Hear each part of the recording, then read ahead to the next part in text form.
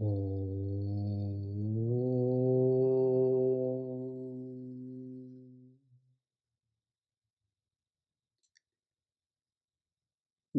Brahma, Guru Vishnu, Guru Devo Maheshwaraha, Gurur Sakshat Parabrahma, Tasmai Shri Gurave Namaha. Gurave Sarvalokanam Vishaje Bhavarogina Nidhaye Sarva Vidyanam Dakshinamurtaye Namaha. Harihi Om Shri Gurubhyo Namaha. Harihi Om.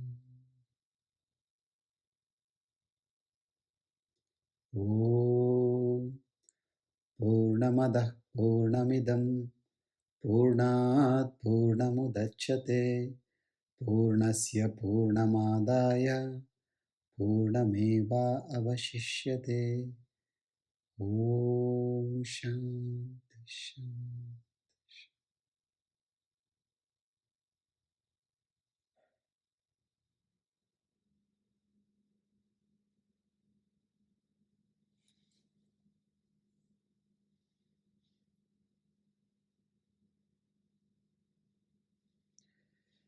What is it that we all want in life? We all want to be happy, right? And we seek that happiness in the world through attainment of comfort and security. All we want to avoid is loneliness and fear and replace that with comfort and security. Why there is this desire to have more money? Because you feel that more money, more wealth means more comfort, more security. Every setup we have in our life is towards this direction only. Why do you need family? Why friends? Even why religion? Why God, Guru? All these are support systems for you.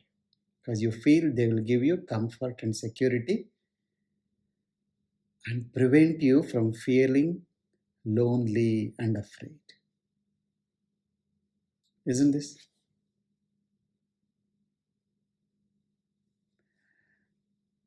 But still, in spite of investing so much in the world, so much into all these so called setups in the world, we continue to feel this sense of loneliness and this sense of insecurity or fear. Why is this? This is because we have not taken life in total. We have accepted life in parts. See, existence and things in existence, they are not the same. We have confused existence for names and forms. Existence is the essence of all the names and forms, but we think existence means name and form. Things, people, possessions, all these things we think as. And all these names and forms, they are finite, they are limited. Because of their limitations, they are unable to give us that sense of security or sense of comfort. Even if they give, it's only little. The real comfort, real security is in you, is in the self, is not in the world, is in the spirit. But when you don't go in that direction, when you don't understand that and you keep looking at the wrong place, then you end up in distress. All we are looking for is a life which is complete, a life which is balanced, a life in which there is harmony. But why do we encounter conflict all the time? That's because we take life in parts. This is mine, this is not mine. I like this, I don't like this. I want this, but I don't want that. A beautiful sutra in the art of living, what is called opposite values are complementary. It is such a revolutionary statement.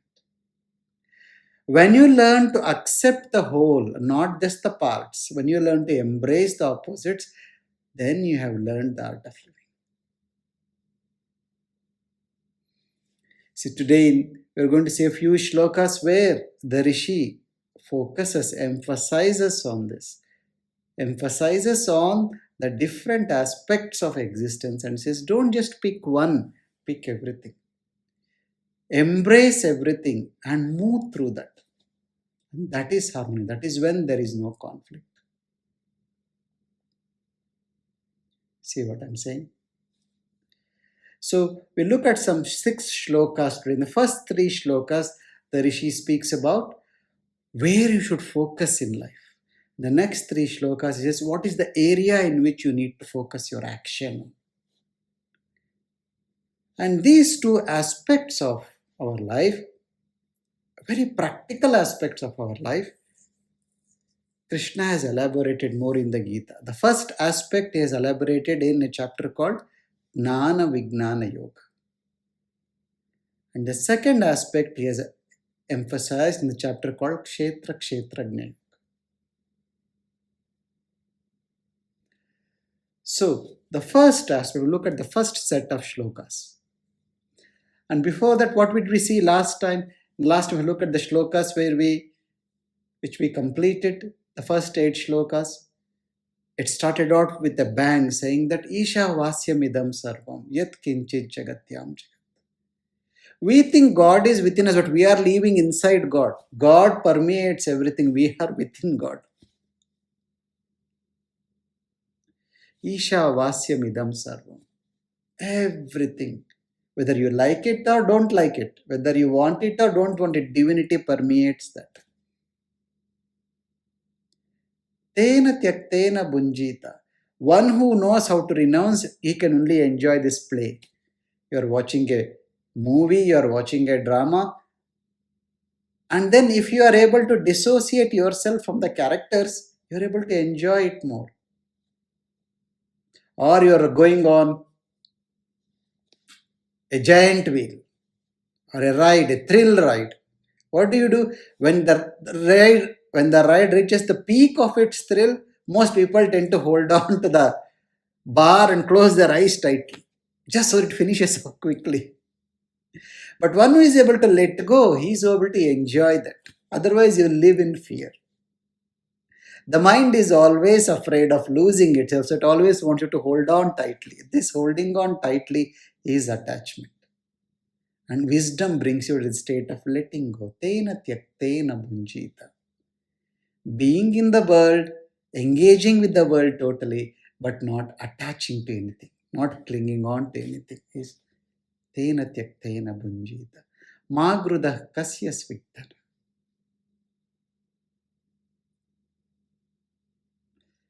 Don't steal, don't desire, don't be greedy for what somebody else has. Everything belongs to the divine. Learn to be happy in that which has come to you without you asking. You are complete however you are, whatever you have. It's only your mind which says this is not enough, this is incomplete. I should also have that, I should also have this. Even being in bondage is good, that's okay. As of now, when you accept this bondage is also nothing, so what? It is only my imagination in my mind. I am actually not bound. I am free only. But my mind thinks I am bound to this, I am bound to that. Doesn't matter. Magruda kasya sviktana. Don't be greedy for what somebody else has. These are the basic qualifications. This is the Guru telling the disciples in the Gurukula, you have come to seek the knowledge of the self. These are some essential things you need to be. What? First, know everything is permeated by God. Second, learn to let go of the world. Third, don't be greedy for what somebody else has. And then he says, live like this for 100 years. With this sense of renunciation, live for 100 years. And only by living this, only this, there is no other way. He says, na anyata. Only by living like this, you'll be able to engage with the world without being burdened by karma. Karma na lipyate. Then he also gives a warning shot. Those who do not live like this, those who choose a life of attachment, they will be born again in the land of Asuras amidst intense darkness. Asuryam tamasavruta. They will be born in utter darkness. So learn to renounce, learn to let go and move on. And then it starts describing a few shlokas, describes the self, that which is still, yet which is faster than everything, that which is unmoving, but around which everything moves, that which is unseen like the root, but through which everything is seen. All the manifest comes out.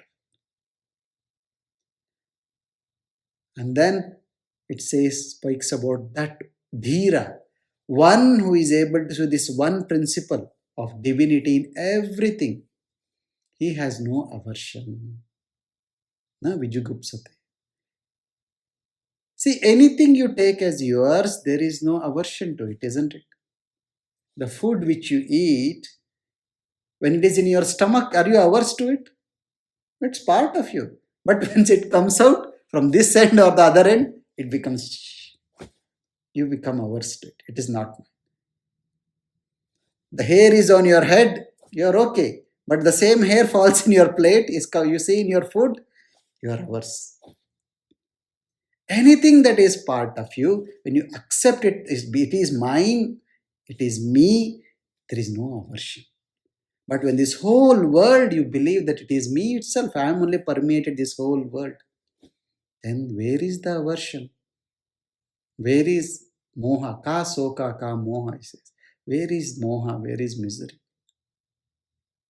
All misery and attachment is associated with only two things, me and mine. I am this, I am not this. This is mine, this is not mine. When you get to the state of everything is me only and everything is mine, where is attachment? And where is misery? And where is aversion? And now he speaks about this. We look into these contrasting, opposing characters and what the Rishi talks about that.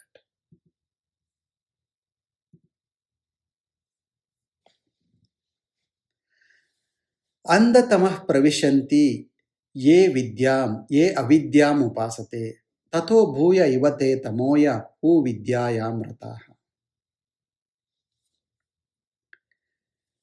Vidya and avidya. What is vidya and what is avidya? What does he say here?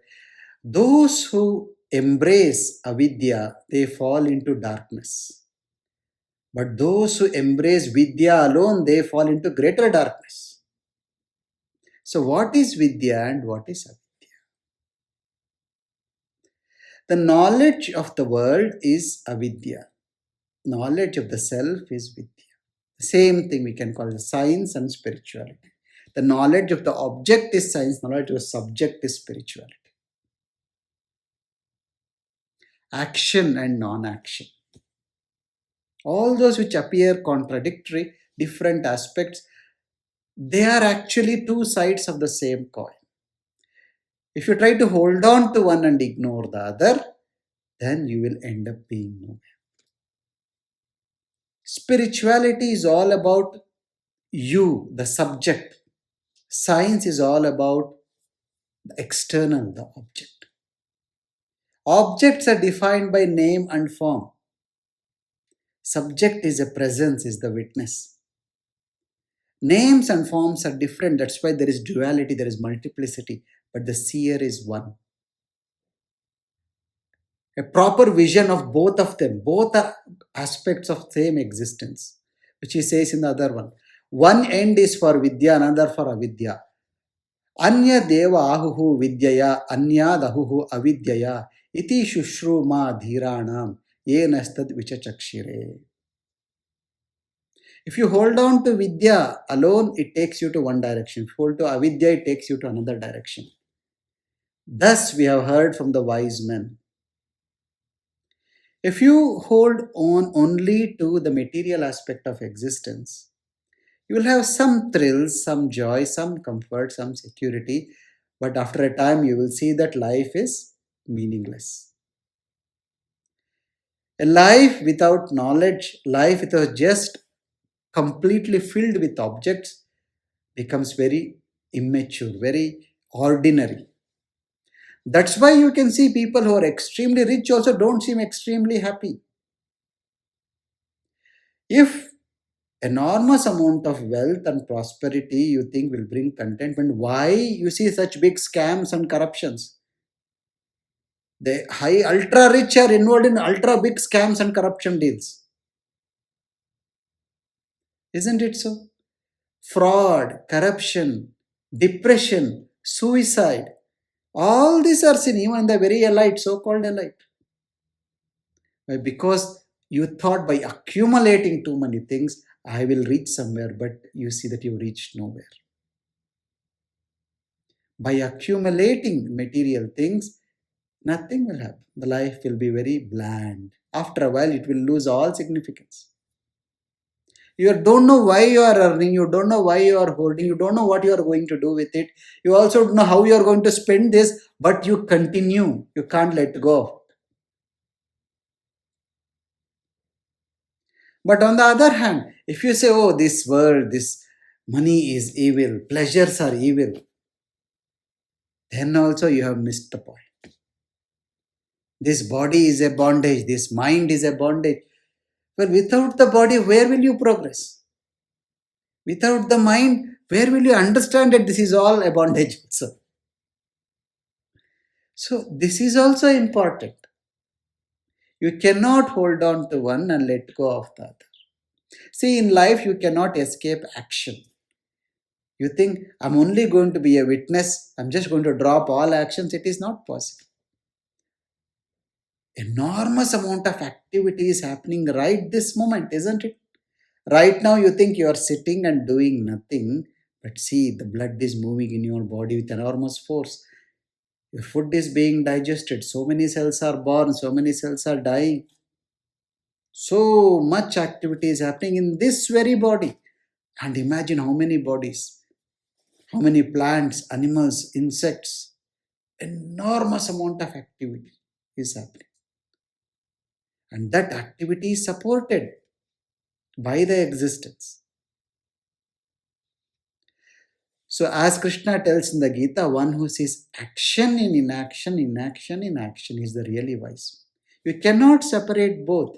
Both are happening simultaneously. At this point in time, one aspect of you is acting, one aspect of you is not acting. And they are both complementary. You cannot hold on to one and leave or ignore the other. If you continue to engage in the world as a doer, you will get deeper and deeper into karma. So you need to practice letting go. That is where meditation is helpful. Meditation is a conscious effort to let go of everything. If you can do it for 20 minutes, 30 minutes with your eyes closed, and then you can do it also with your eyes open. You are able to letting go means I'm acting, but the action is happening through me. The result of this action is immaterial for me because there's nothing in my hands. This point in time, intuitively, spontaneously, whatever is coming out of me, I am engaging with that. What it ends up resulting in, none of my business. Engaging in the world, not escaping from action, engaging in all action, but completely remaining oblivious to the fruit of that action. That is very important. Doing with action as well as embracing both is very important. And we have seen this in the world. We have seen people like Janaka do this. He was a king, did not give up his kingdom. He remained a king. He ruled all the kingdom. He did all that he was expected to do as a king. At the same time, stayed back as a witness. Buddha did not run away from the world, only till he became awakened. Once he became awakened, he embraced the world and went into the world. So did all the enlightened beings. So was Krishna. Nobody ran away from one aspect of life. Live in the world totally, but being aware and being established in the unchanging aspect of yourself. Take yourself seriously, don't take the world seriously. Be passionate towards yourself and dispassionate towards the world, but be with both. That is the message of the Upanishad. Only matter will take you somewhere, only spirit will take you somewhere else. But you need to hold on to both. Otherwise, you will remain incomplete. There won't be any harmony. There will be conflict. How much we have seen in this world, there are people who want to do so much seva, they want to be so much engaged in spirituality. If you go look in their own houses, there is no seva they are doing to their own family members. They are owning the whole world, trying to do everything and for everybody, but in their own house, they are not holding on. They are not serving their own people, their family members in their own house. They are taking them for granted. And then there is the other set of people who are so attached to family, me, my wife, my husband, my son, children, and then rest of the world, whatever happens, let it go to hell. I don't care. Both these are incomplete lives. Anya devahuhu vidyaya, anya dahuhu avidyaya, iti shushrushma dhiranam, ye nastad vichachakshire. Those who have seen both, have understood both very well, they have told us holding on to one will lead you to this end, holding on to other will take you to another direction. Holding on to one individually will leave you incomplete. Vidyam cha yastad ved ubhayam saha avidyayam mrityum tirtva vidyayam amrutam ashnute. The really wise one is who? He who simultaneously holds Vidya and Avidya and moves along with it. He who respects the object at the same time stays with the subject. Who reveres the world but stays with his self. Who takes care of the body and the mind but remains loyal to the spirit. He is the one who is the Dhira. See, Om is a combination of sound and silence, isn't it? Om, that sound represents the external aspect of existence or the changing aspect of existence. The waking, dreaming, and the deep sleep state are represented by the sound aspect, but the non changing, the meditative state, the state of Turiya, is represented by the silence that follows. The sound represents the manifest world, the silence represents the unmanifest world. Both are brought together by Om. That's why they say there is no better way to address existence than through Om. The moment you say Om, you have addressed divine. The divine encompasses everything, permeates everything. So does Om. There is nothing outside Om. He who both simultaneously worships or takes it together, Vidya and Avidya, the subject and the object, the matter and spirit, science and spirituality, holds them both together. Avidyaya mrityum tirtva vidyaya amrutam ashnute. Crosses death through avidya, overcomes the death through avidya, and attains immortality by vidya. What does this mean? In the material world, death means inertia. Life means activity. That is why life is also called as Chaitanya and death is called as Jada. Jada is inert, lifelessness is Jada. And inertia is represented by three qualities: Pramada, Alasya, and Nidra. What is Pramada? Pramada is committing the same mistakes again and again and again. Knowing very well something should not be done, doing that. Knowing very well something should be done, not doing this is Pramada. Knowing that I should not overeat, continuing to becoming a slave of your senses is Pramada. Knowing very well I should be disciplined, I should meditate regularly, I should do physical activity a sufficient amount of every day, I should be balanced in my activity and not doing it. That is pramada.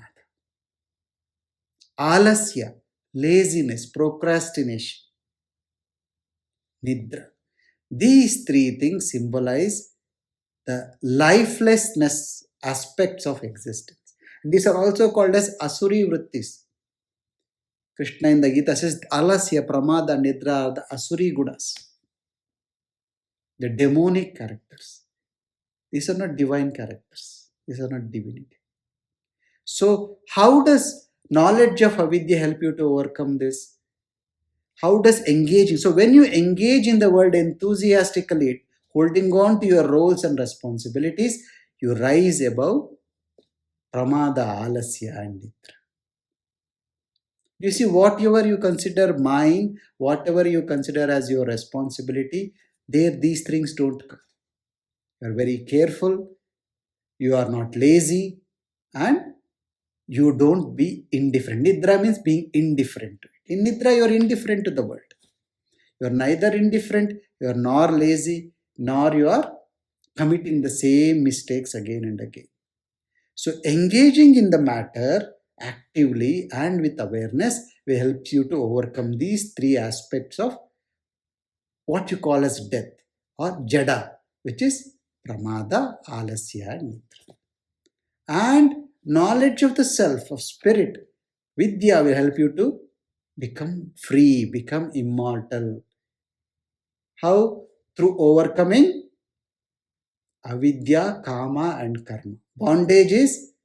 Bondage or perishability, mortality is limited to because of avidya, kama, and karma. Avidya is ignorance, not knowing your true nature.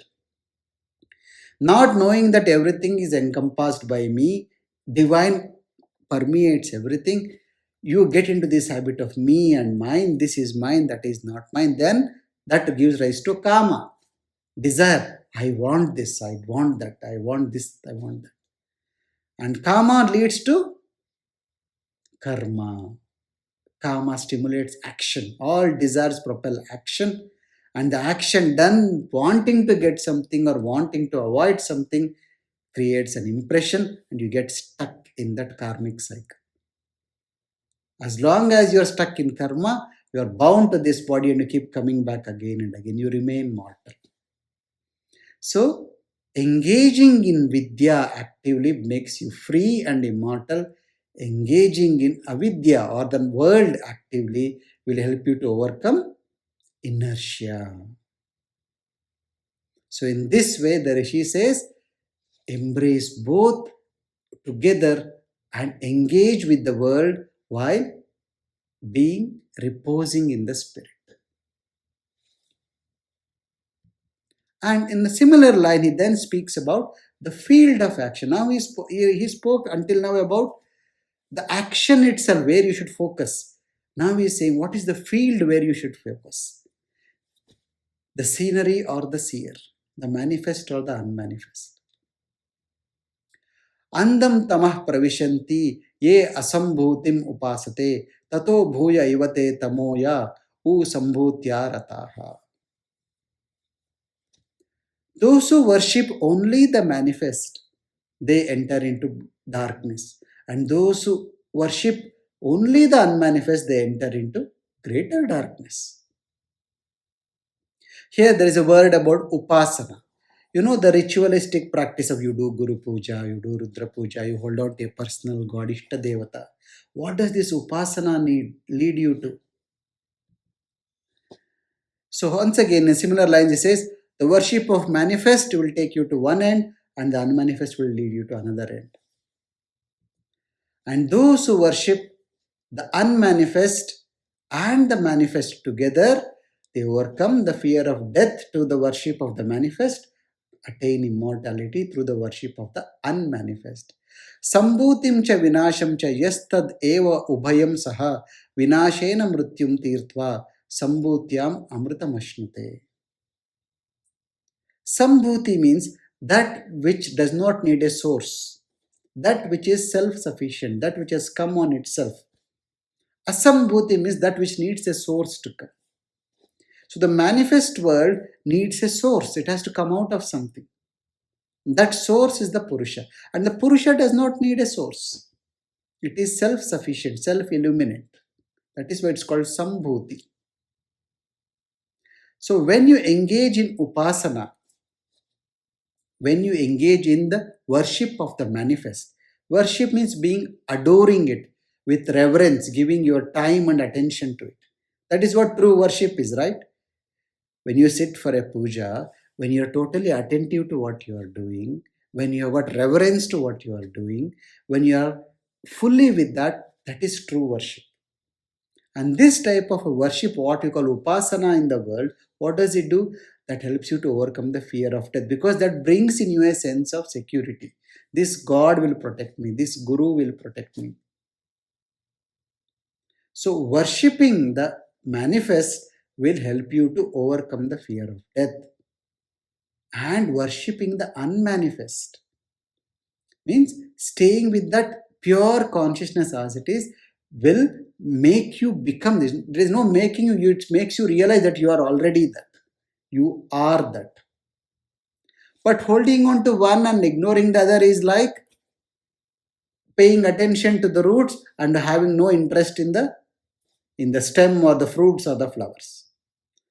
Or being only interested in the fruits or the flowers or what is glitters all around, but having no interest in the source of it at all. So when you forget the source, you will get stuck in only small little things. When you ignore the things in the world, then there is no value for the source at all. All the world, the pleasures that are in the world, they are for you to enjoy.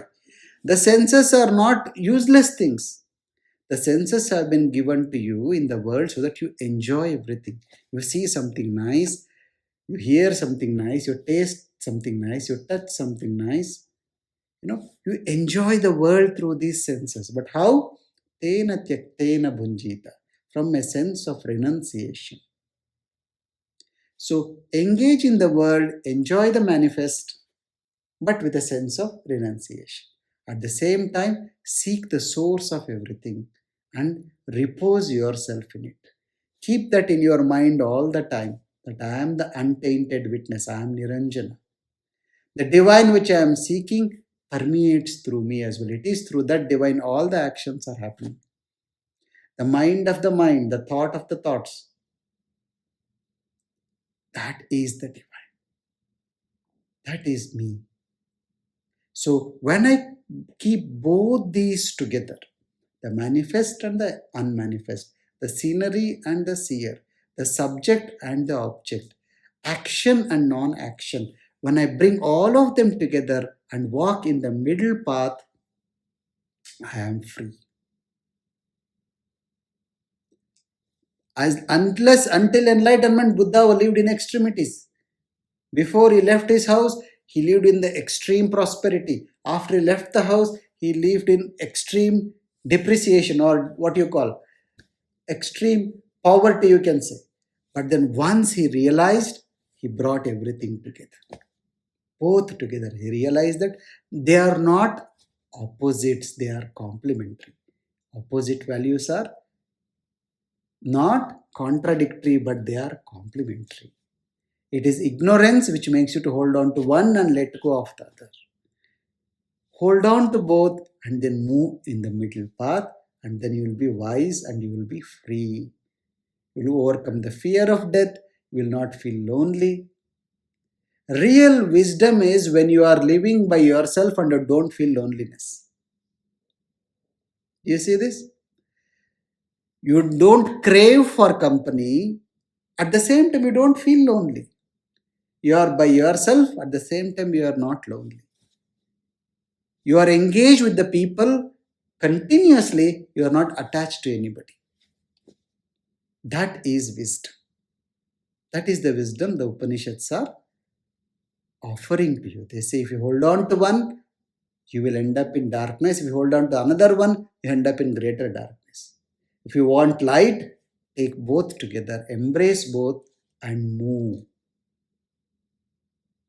Okay, that much enough for today. So dwell upon this. That the opposites, such a revolutionary statement Gurudeva was given as opposite values are complemented. That in essence tells everything about what we saw today. That which appear as opposite, they are not opposite. They are two sides of the same coin. And they support each other. And let's hold on to each other and move on. Okay? Jai Gurudev. Om Sahana Vavatu Sahanau Bhunaktu सह वीर्यं करवावहै तेजस्विनावधीतमस्तु मा विद्विषावहै ॐ शान्ति शान्ति शान्तिः सर्वे भवन्तु सुखिनः सर्वे सन्तु निरामयाः सर्वे भद्राणि पश्यन्तु मा कश्चित् दुःखभाग् भवेत् लोका समस्ता सुखिनो भवन्तु लोका समस्ता सुखिनो भवन्तु लोका समस्ता सुखिनो भवन्तु ॐ शान्ति शान्ति शान्ति